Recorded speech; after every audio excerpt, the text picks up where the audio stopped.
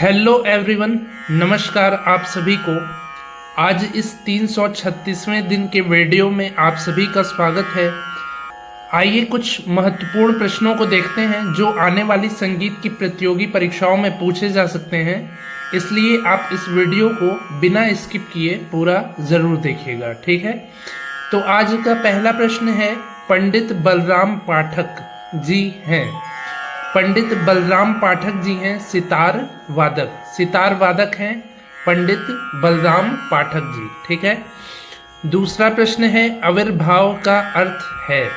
आविर्भाव यानी कि राग की पुनः स्थापना, तिरोभाव यानी कि दूसरे रागों में प्रवेश करना, और आविर्भाव यानी कि पुनः उस राग में वापस आ जाना, ठीक है। राग की पुनः स्थापना करना आविर्भाव कहलाता है।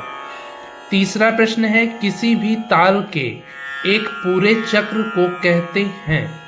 किसी ताल के एक पूरे चक्र को कहते हैं आवर्तन, यानी कि सम से सम तक जाना एक आवर्तन कहलाता है।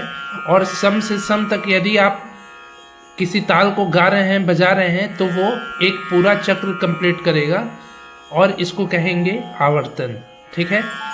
चौथा प्रश्न है, हिजाज भैरव का अन्य नाम है। हिजाज भैरव का अन्य नाम है नट भैरव, ठीक है। नट भैरव नाम है हिजाज भैरव का दूसरा नाम। इसके बाद पांचवा प्रश्न है, कर्नाटक संगीत का शुद्ध स्वर सप्तक है। कर्नाटक संगीत यानी कि दक्षिण भारतीय संगीत का शुद्ध स्वर सप्तक है कनकांगी। कनकांगी है दक्षिण भारतीय संगीत का शुद्ध स्वर सप्तक, और उत्तर भारतीय संगीत का शुद्ध स्वर सप्तक है बिलावल। इसके बाद छठवां प्रश्न है, संगीत में कुल स्वर होते हैं। संगीत में कुल स्वरों की संख्या है 12, जिसमें 7 शुद्ध स्वर, 5 विकृत स्वर मिला के 12 स्वर होते हैं टोटल। और केवल मुख्य स्वरों की बात की जाए तो केवल 7 स्वर होते हैं, जिसमें षड्ज, ऋषभ, गंधार, मध्यम, पंचम, धैवत, निषाद स्वर आते हैं, ठीक है। इसके बाद सातवां प्रश्न है, रजाखानी गत में निश्चित रूप से बोल बजते हैं। रजाखानी गत में निश्चित रूप से बोल बजते हैं दा, रदा, र, दा, ठीक है। इसमें द के बाद डैश है, यानी कि दा को थोड़ा सा लंबा खींचना है। ये दुगुन में है, द के बाद जैसे डैश है तो ये दुगुन में होगा नीचे। चूँकि इसको दुगुन को लिखने की सुविधा मेरे पास नहीं है, इसलिए आप इसको समझ जाइएगा कि ये दुगुन में है, ठीक है। तो दा, रदा, अर, दा, इसको अर पढ़ेंगे। मतलब पहले अवग्रह है यानी कि डैश है, और फिर र है, ठीक है। तो रजाखानी गत में निश्चित रूप से बोल बजते हैं दा, रदा, अर, दा, ये बोल बजते हैं रजाखानी गत में। इसके बाद आठवां प्रश्न है, चतुरंग में कितने अंग होते हैं। चतुरंग में कितने अंग हैं? 4 अंग। 4 अंग हैं चतुरंग में। इसके बाद 9वां प्रश्न है, किशन महाराज जी संबंधित हैं। किशन महाराज जी संबंधित हैं तबले से। तबले के ये बनारस घराने के तबला वादक हैं पंडित किशन महाराज जी, ठीक है, और ये तबला वादक हैं। इसके बाद 10वां प्रश्न है, मध्यम ग्राम में पंचम स्वर है। मध्यम ग्राम में पंचम स्वर है 16वीं श्रुति पर। 16वीं श्रुति पर मध्यम ग्राम में पंचम स्वर स्थित है। 11वां प्रश्न है, राग ललित का थाट है। राग ललित का थाट है पूर्वी थाट।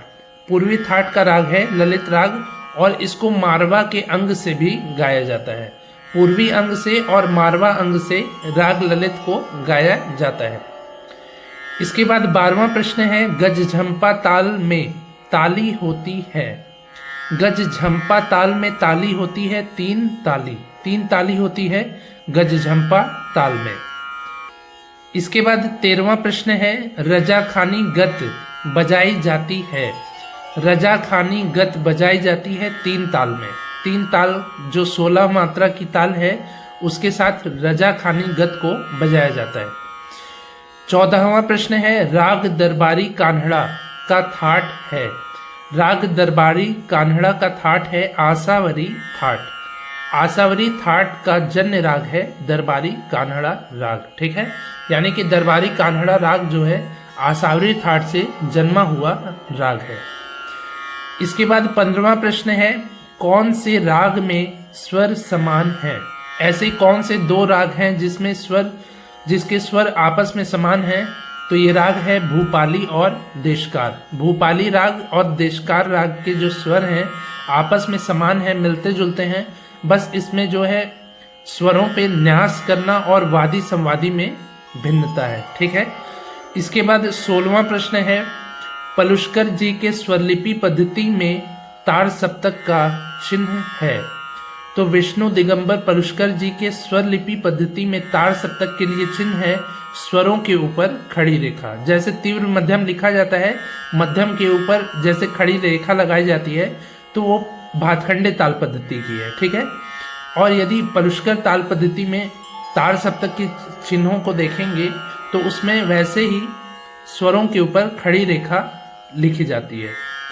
इसके बाद 17वां प्रश्न है, अध्वदर्शक स्वर है।